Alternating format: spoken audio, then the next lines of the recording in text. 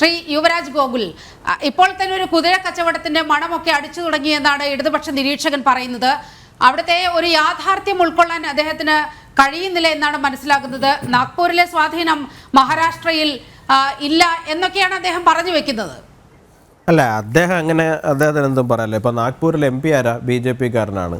നാഗ്പൂരിൽ RSSന്റെ ഹെഡ്ക്വാർട്ടേഴ്സ് ഇരിക്കുന്ന സ്ഥലത്ത് BJP കാരനായിട്ടുള്ള ശ്രീ നിതിൻ ഗഡ്കരി തന്നെയാണ് അവിടുത്തെ MP എന്ന് പറയുന്നത്.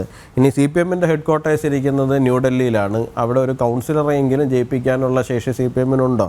അപ്പോൾ അതുകൊണ്ട് ഹെഡ്ക്വാർട്ടേഴ്സ് ഇരിക്കുന്ന സ്ഥലത്ത് ഹെഡ്ക്വാർട്ടേഴ്സ് ഉണ്ട്, അവിടെ അതില്ല ഇതില്ല എന്നൊന്നും പറഞ്ഞിട്ട് കാര്യമൊന്നുമില്ല. ഒരു ജനാധിപത്യ സംവിധാനത്തിനകത്ത് പ്രവർത്തിക്കുന്ന സമയത്ത് അവിടെ ഉണ്ടാകേണ്ടുന്ന തലത്തിലുള്ള സ്വാധീനം നാഗ്പൂരിലാവട്ടെ മഹാരാഷ്ട്രയിലാവട്ടെ ഇന്ത്യയിൽ എല്ലായിടത്തും BJPയെ സംബന്ധിച്ചിടത്തോളം ഉണ്ട് എന്നുള്ളത് തന്നെയാണ് എനിക്ക് അങ്ങയോട് വിനീതമായിട്ട് ഓർമ്മിപ്പിക്കാൻ വേണ്ടിയിട്ടുള്ളത്. പിന്നെ ഇനിയിപ്പോൾ മഹാരാഷ്ട്രയിൽ RSSന്റെ കേഡർ വർക്ക് ചെയ്യുന്നുണ്ട്, നാഗ്പൂരിൽ ശക്തിയല്ല, അവിടെ ഒരു സ്വാധീന ശക്തി അല്ല എന്നൊക്കെ അങ്ങ് പറയുന്നത് പോലെയാണെന്നുണ്ടെങ്കിൽ റിസൾട്ട് വരട്ടെ എന്ന് നമുക്ക് കാണാമല്ലോ. ഇപ്പോൾ ഹരിയാനയിൽ 2014 വരെ BJP അവിടെ എന്തായിരുന്നു? 2009 നിയമസഭാ തെരഞ്ഞെടുപ്പ് നടക്കുന്ന സമയത്ത് 4 MLA-മാരെന്തോ മാത്രം ഉണ്ടായിരുന്ന പാർട്ടിയായിരുന്നു BJP എന്ന് പറയുന്നത്. 2014 എത്തിയപ്പോൾ എന്താണ് സംഭവിച്ചത് നമ്മൾ കണ്ടു.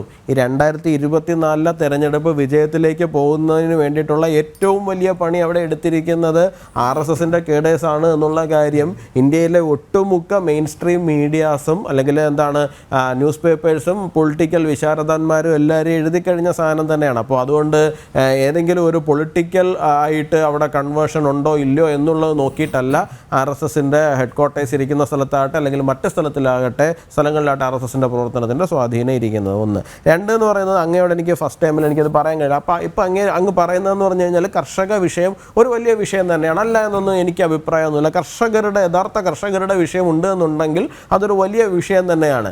പക്ഷേ താങ്കൾക്ക് തന്നെ ഓർമ്മയുണ്ടാകും, രണ്ടാമതൊരു കർഷക സമരം എന്നുള്ള പേരിൽ ഒരു സാധനം തുടങ്ങിയിട്ട് അത് ആരെങ്കിലും മൈൻഡ് ചെയ്യുന്ന സാഹചര്യം ഉണ്ടായോ? പോട്ടെ, നിങ്ങളുടെ പാർട്ടിയെങ്കിലും അതിനെ മൈൻഡ് ചെയ്യുന്ന ഒരു സാഹചര്യം ഉണ്ടായോ? അപ്പോൾ കുറേ ആൾക്കാരെ ഇങ്ങനെ കർഷക വേഷം കെട്ടിച്ച് BMW-ലും ബെൻസിലും ആയിട്ട് കൊണ്ടിറക്കുക, അവർക്ക് അവിടെ ഫുഡ് മസാജും ഫുഡ് തെറാപ്പിയും ഉൾപ്പെടെയുള്ള കാര്യങ്ങളുമായിട്ടൊരു 5-സ്റ്റാർ സമരം റൺ ചെയ്യുക, കുറേ കാലത്തേക്ക് ഒരു നഗരത്തിനെ അവരുടെ ഒരു കൈപ്പിടിയിൽ വെച്ചുകൊണ്ട് പെരുമാറുക, റെഡ് ഫോർട്ടിൽ കയറി ആക്രമണം അഴിച്ചു വിടുക. അപ്പോൾ ഈ പ്രോസസ്സ് കുറച്ച് നാളായിട്ട് ഇവിടെ നടക്കുന്നുണ്ട്. ഇത് പൊതുജനങ്ങൾക്ക് ഇതിനെ കുറിച്ചിട്ട് നല്ല ധാരണയുണ്ടെന്നേ. ജയരാജ് സാറെ, 12 കോടി ആൾക്കാരാണ് 2000 രൂപ കർഷകർക്കുള്ളത് ഇന്ത്യയിൽ വാങ്ങിക്കുന്നത്. 12 കോടി കർഷകരാണ് വാങ്ങിക്കുന്നത്. ഈ 12 കോടി കർഷകരിൽ എത്ര 1000 പേരെയാണ് നിങ്ങൾ ഈ പറയുന്ന സോ കോൾഡ് കർഷക സമരത്തിൽ അവിടെ ഇറക്കാൻ കഴിയുന്നതെന്നുള്ള കാര്യത്തെക്കുറിച്ചിട്ട് നിങ്ങൾ ആത്മവിമർശനം എന്നുള്ള എന്താ പറയാന്ന് എനിക്കറിയില്ല.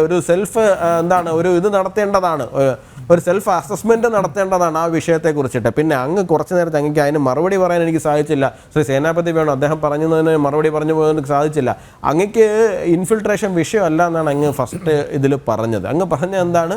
എല്ലായിടത്തേക്കും ഈ സ്കിൽഡ് ലേബേഴ്സിൻ്റെ, അൺസ്കിൽഡ് ലേബേഴ്സിൻ്റെ, സെമി സ്കിൽഡ് ലേബേഴ്സിൻ്റെയൊക്കെ ഫ്ലോ ഉണ്ടാകാറുണ്ടെന്ന്. സാറേ, എല്ലായിടത്തേക്കും ഉണ്ടാകാറുണ്ട്. ഇപ്പോൾ ഇന്ത്യയിൽ നിന്ന് കാനഡയിലേക്ക് പോകുന്നുണ്ട്, ഇന്ത്യയിൽ നിന്ന് ന്യൂസിലാൻഡിലേക്ക് പോകുന്നുണ്ട്, ഇന്ത്യയിൽ നിന്ന് യൂറോപ്പിലേക്ക് പോകുന്നുണ്ട്, ഇതെല്ലാം സംഭവിക്കുന്നുണ്ട്. പക്ഷേ ഈ പോകുന്ന ആൾക്കാർ പ്രോപ്പർ വിസയും പാസ്പോർട്ടും ഒക്കെ ആയിട്ടാണ് പോകുന്നത്. ഇല്ലീഗൽ ഇമ്മിഗ്രൻസ് അല്ല കയറി വരുന്നത്. അങ്ങ് പറഞ്ഞു ബംഗ്ലാദേശിലെ ഗേറ്റ് തുറന്നിട്ടിരിക്കുകയല്ല ഇങ്ങോട്ടെന്നുള്ള കാര്യം. ബംഗ്ലാദേശിൽ ആരും ഗേറ്റൊന്നും തുറന്നിട്ടില്ല.